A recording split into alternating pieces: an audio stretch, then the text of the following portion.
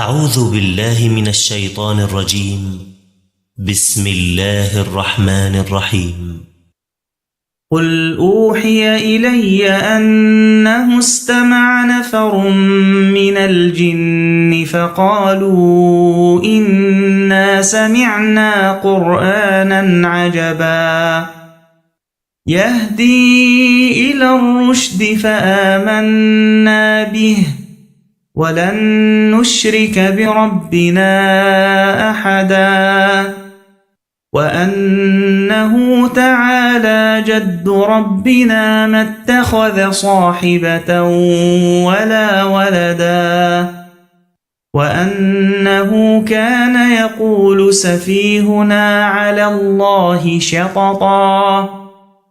وأنا ظننا أن لن تقول الإنس والجن على الله كذبا وأنه كان رجال من الإنس يعوذون برجال من الجن فزادوهم رهقا وأنهم ظنوا كما ظننتم أن لن يبعث الله أحدا وأنا لمسنا السماء فوجدناها ملئت حرسا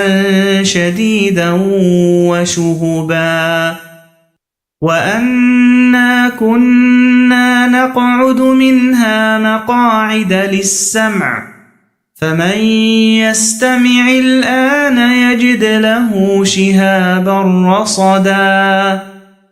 وأنا لا ندري أشر أريد بمن في الأرض أم أراد بهم ربهم رشدا وأنا منا الصالحون ومنا دون ذلك كنا طرائق قددا وأنا ظننا أن لن نعجز الله في الأرض ولن نعجزه هربا وأنا لما سمعنا الهدى آمنا به فمن يؤمن بربه فلا يخاف بخسا ولا رهقا وأنا منا المسلمون ومنا القاسطون فمن أسلم فأولئك تحروا رشدا وأما القاسطون فكانوا لجهنم حطبا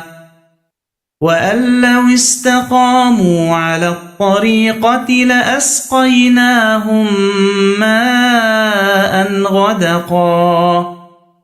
لنفتنهم فيه ومن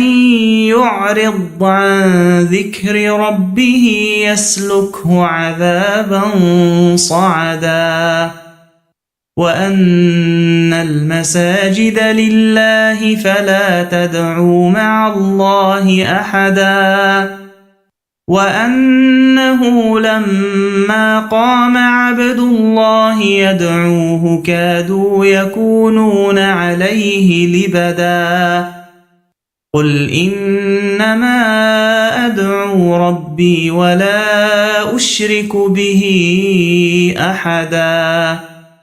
قل إني لا أملك لكم ضرا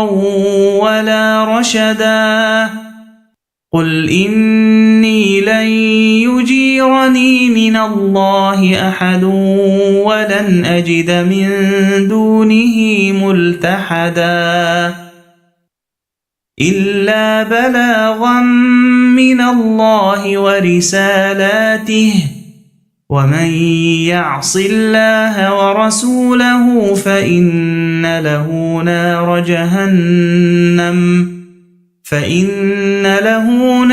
جهنم خالدين فيها أبدا حتى إذا رأوا ما يوعدون فسيعلمون من أضعف ناصرا وأقل عددا قل إن أدري أقريب ما توعدون أم يجعل له ربي أمدا عالم الغيب فلا يظهر على غيبه أحدا إلا من ارتضى من رسول فإنه يسلك من بين يديه ومن خلفه رصدا ليعلم أن قد أبلغوا رسالات ربهم وأحاط بما لديهم وأحصى كل شيء عددا